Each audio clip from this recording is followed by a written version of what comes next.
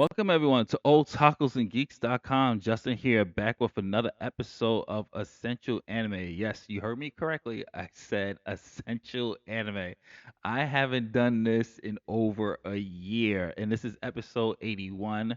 And as I'm winding down to my curtain call with the channel and oldtacosandgeeks.com in February, I will have things post my leave. So you're going to be seeing videos, even though I'm gone, you're going to see videos scheduled after February. So the channel will still be updated with winding down to my last video, and UWL will still be going on, folks. That'll be the only thing I'm actively doing here on Otakus and Geeks. That being said, my friends, I just want to say thank you for everybody. This has just been one hell of a run. It's been a pleasure talking anime, gaming, and all things geek with you guys. And you getting engagement from you guys, good and bad. It's been real. So let us continue essential anime. And I wanted to talk about more '90s anime because that is to me the mecca of really great anime, my friends. And today I wanted to talk about Golden Boy, which was released between 1995 and 1996. And it's a six-episode OVA adapted from the manga.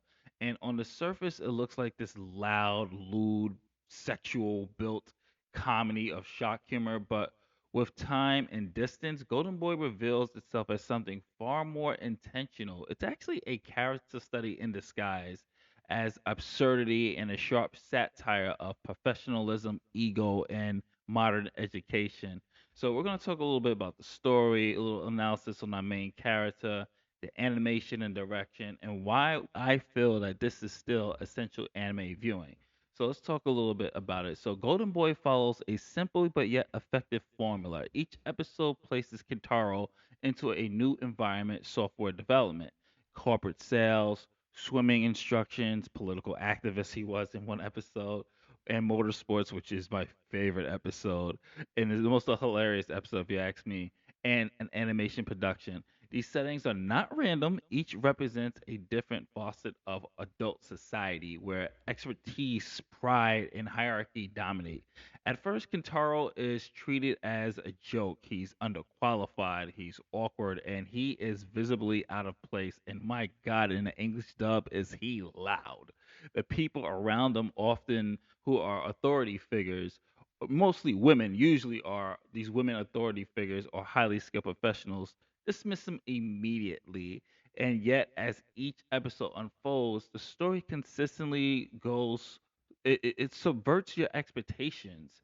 He becomes the expert character. Expert characters are oftenly emotionally stunted.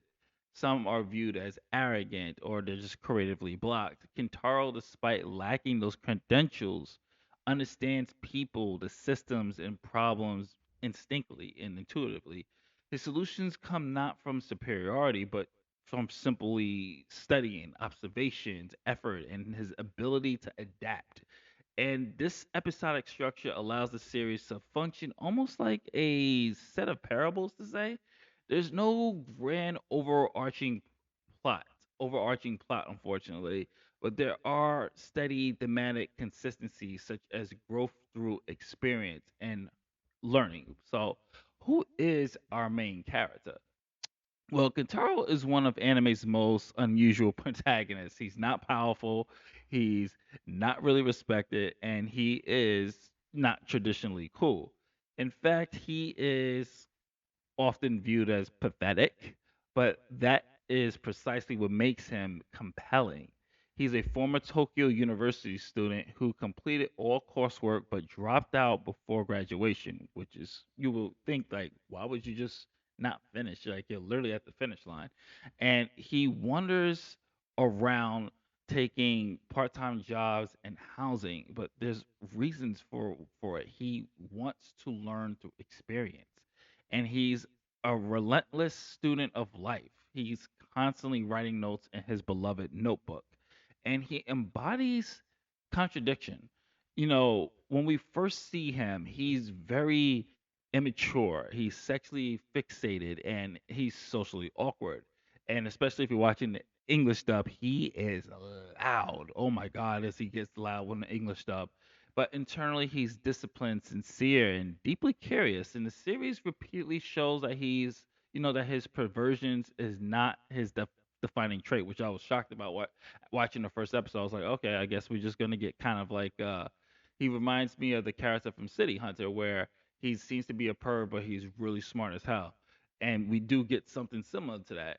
But he has this desire to really understand the world. And which makes it really crucial for him is that he never pretends to know more than he does, which I really did like about the character. He accepts ridicule without becoming bitter, and he learns from everybody throughout this entire OVA series. You see him writing in his notebook, you see him asking questions. He is a sponge. He really wants to learn. His catchphrase, his obsessive insistence of learning becomes the moral background of the series. While others cling to the titles and status, Kentaro keeps moving, he keeps studying, he keeps improving. And in the 90s, the anime landscape, male leads were just these stoic heroes or power fantasies. But Kentaro was neither. He cries, he fails, he runs away, and admits that he's ignorant at times, that he doesn't know. Yet he succeeds where others fail because he cares about the work, he cares about the people. And most importantly, he goes through the process of it, the process of learning, which I thought was really, really well done. As far as the animation goes, I thought, from the 90s standpoint, Golden Boy is a showcase of that mid 90s OVA craftsmanship. Reminds me a lot of Here is Greenwood with the type of aesthetics, with the type of style, even with the type of humor that it had. For those who never seen Here is Greenwood, you definitely should watch that anime. It's hyper exaggerated, facial expressions and the borderline are almost caricature. But the fluid motions, the physical comedy sequences, especially in the motorsports episode, there's a lot of physical comedy in that. And there are, even though it does try to do elements that are realistic and that fall into realism, motorsports episode just completely just there's a reason why it's called balls to the wall because it just throws all the anime isms into that particular episode. I mean, he is literally riding on an electric wire, falls down from a high place, and his bike is still intact. So, just subvert your expectations for that particular episode. And there's a lot that actually works with it. The animation still holds up to this day. It's just really, really beautiful. So, why is Golden Boy essential anime viewing? Well, despite at the time its controversial humor, and some might see that these elements are dated, it's a product of its environment, it's a product of its time. But it remains essential for several reasons. Let's break it down for you. First, I will say that it challenges the definition of intelligence. The series constantly argues that intelligence is not something that just comes with credentials. Book knowledge without humility leads to something of being more, I would say, stagnant. And curiosity without ego leads to growth. It celebrates lifelong learning as well. Long before that self improvement culture became mainstream, Golden Boy championed the idea that learning never stops and that real education happens through experience. And its comedy is delivered to insight. It presents itself as crude and ridiculous when it comes to the comedy, but it lowers the viewer's defenses. And then the lesson gives you a 1-2 punch. And you're like, oh, wow. I mean, to me, the best moments in this particular anime is when Kentaro is being serious.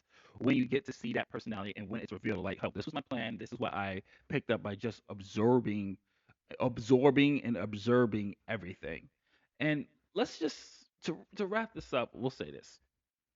Golden Boy is not a perfect series. But it's something I think everyone should watch. It has humor, which can be excessive at times.